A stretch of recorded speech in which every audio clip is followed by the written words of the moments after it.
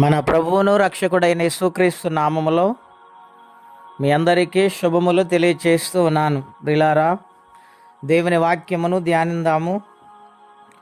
116వ కీర్తన 11వ వచనము నుండి, నేను తొందరపడిన వాడిని ఏ మనుష్యుడును నమ్మదగిన వాడు కాడనుకుంటుని, యెహోవా నాకు చేసిన ఉపకారములన్నిటికీ నేను ఆయనకేమి చెల్లించుదును.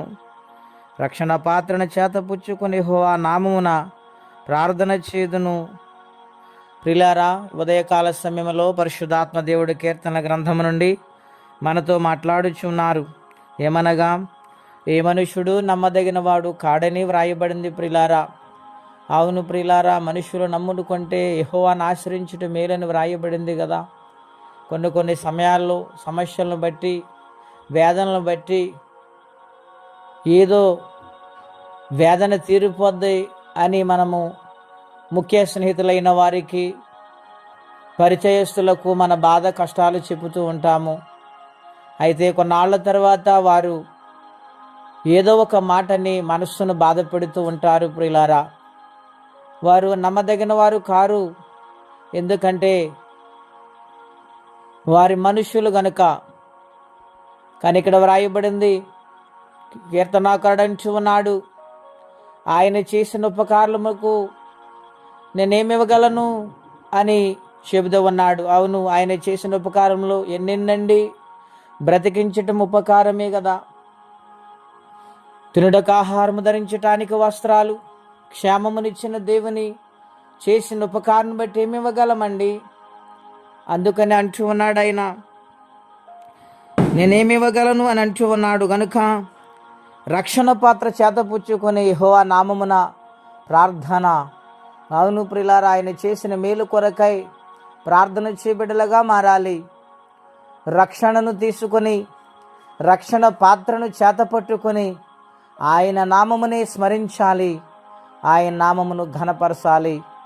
చూసారండి, కీర్తనాకారుడు అతని అనుభవం నుండి వ్రాస్తున్న కీర్తనలోంచి, మనుషులు నమ్మదగిన వారు కారని, ఆయన చేసిన ఉపకారములు మరవకూడదని, ఆయనే నమ్మదగిన దేవుడని వ్రాయబడి ఉన్నది. ప్రియులారా, గనుక కష్టాలు వస్తున్నాయని కృంగిపోతున్నారా? ప్రభుని నమ్మండి. నమ్మితే దేవుని కార్యాన్ని చూస్తారు. సజీవమైన కార్యాలు జీవితంలో జరిగించటానికి ఆయన ఇష్టపడుతూ ఉన్నారు. గనుక దేవుని నమ్ముకుందాం, ఆయన సన్నిధిలో సాక్షిగా ఉందాం, దేవుని ఆశీర్వాదం పొందాం. మట్టి కృపా తీర్మానం పరిశుద్ధాత్మదేవుడు మనందరికీ దయచేయునుగాక. ఆమేన్. ప్రార్థన. పరిశుద్ధుడైన మా తండ్రి, ఘనమైన మీ నామం కొరకై స్తోత్రం చెల్లిస్తూ ఉన్నాము. ఈ ఉదయకాలం మాతో మాట్లాడటానికి ఇష్టపడ్డారు. నాయనే, మనుషుడు నమ్మదగిన వాడు కాడు. అవును, మనుషులు నమ్ముకొని పాడైపోయిన ఎంతోమంది ఉన్నారు ప్రభువా. నాయన, గనుక నిన్ను నమ్ముకుంటే ప్రభువా, నాయన గొప్ప ఆశీర్వాదము, నిన్ను నమ్ముకుంటే క్షేమమని మీరు సెలవిచ్చారు.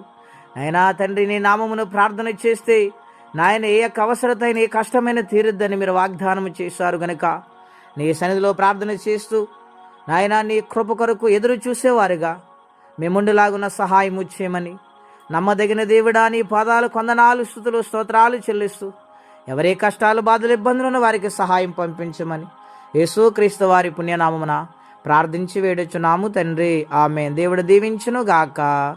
ఆమేన్.